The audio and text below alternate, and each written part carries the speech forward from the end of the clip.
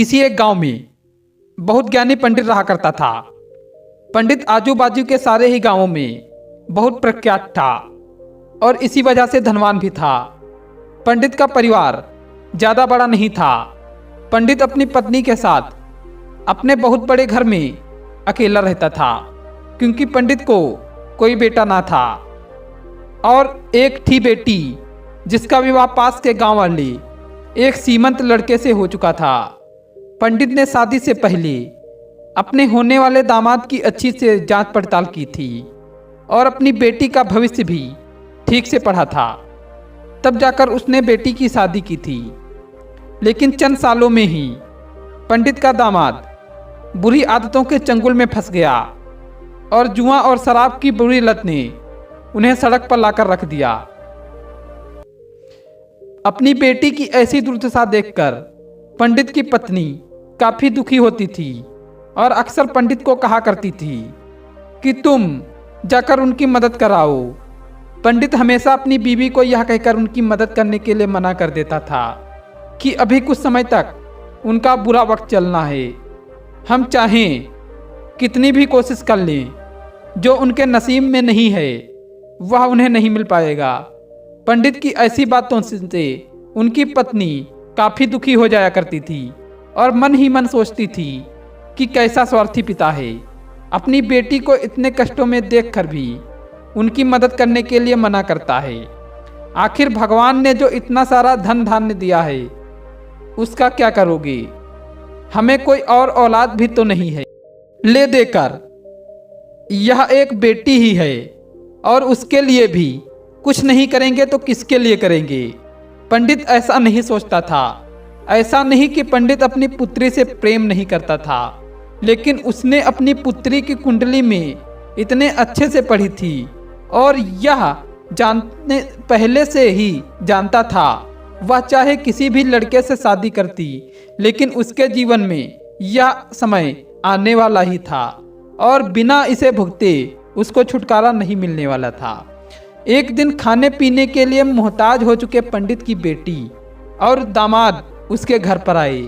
पंडित ने उसकी बीवी से ने दोनों को खूब आदर सत्कार किया, खूब अच्छा खाना खिलाया। बेटी और दामाद की पंडित से सहायता मांगने की हिम्मत ना हुई, इसलिए वह बिना बोले ही वापस अपने घर को लौटने लगे। लेकिन माँ तो माँ होती है, पंडिताइन से रहा नहीं गया और बिना पंडित की इजाज़त के उसने चोरी छुपे बूंदी के लड्डू बनाकर उसमें सोने के सिक्के रख दिए और बेटी को और दामाद को दे दिए, ताकि बेटी और दामाद की कुछ आर्थिक सहायता हो सके। पंडिताइन यह भी जान गई थी कि बेटी और दामाद शर्म के मारे उनसे मदद नहीं मांग रहे थे, इसलिए उन्होंने बेटी और दामाद को भी लड्डुओं में छिपे सिक्कों के बारे में कुछ नहीं बताया था। जाहिर सी बात है कि जब वो लोग घर पर जाकर लड्डू खाएंगे तो उनमें सोने के सिक्के मिल जाएंगे। इस तरह बिना उन्हें मांगे ही उन तक मदद पहुंच जाएगी। सोचकर पंडिताइन मन ही मन अपने बेटी की मदद करने के लिए खुश होने लगी। पंडित के दामाद और उनकी बेटी उन दोनों का आशीर्वाद लेकर अपने घर के तरफ रवाना हो गए। उन दोनों गाड़ियां तो होती ही नहीं थी, घोड़ा गाड़ी या बैलगाड़ी चलती थी। पैसे ना होते तो और चीज़ों की लेन देन से भी व्यवहार होता था। बेटी और दामाद का गांव पंडित के घर से कोसों दूर था, फिर भी पैसों की कमी के चलते वह चलकर अपने गांव की तरफ निकल पड़े।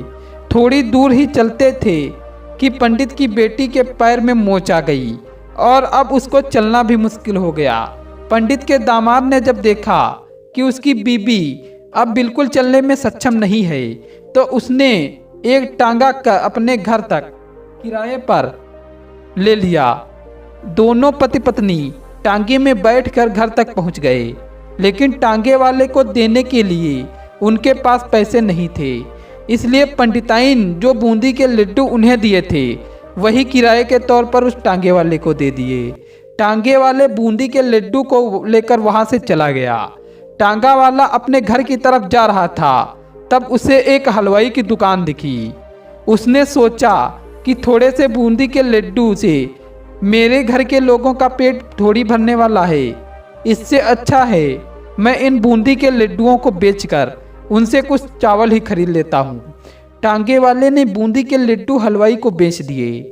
जिस गांव में वह हलवाई रहता था उसी गांव में एक आदमी ने अपने घर पर पूजा रखी थी और उसी पंडित को पूजा के लिए बुलाया था।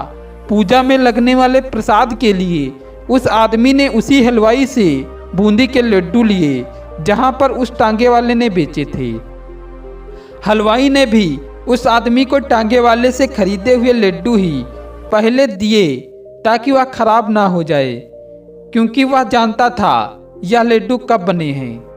पूजा खत्म होने पर दक्षिणा और बूंदी के लड्डू लेकर जब पंडित अपने घर आया और खाना खाने बैठा तो प्रसाद में लाए बूंदी के लड्डू खाते वक्त लड्डू से सोने का सिक्का निकला।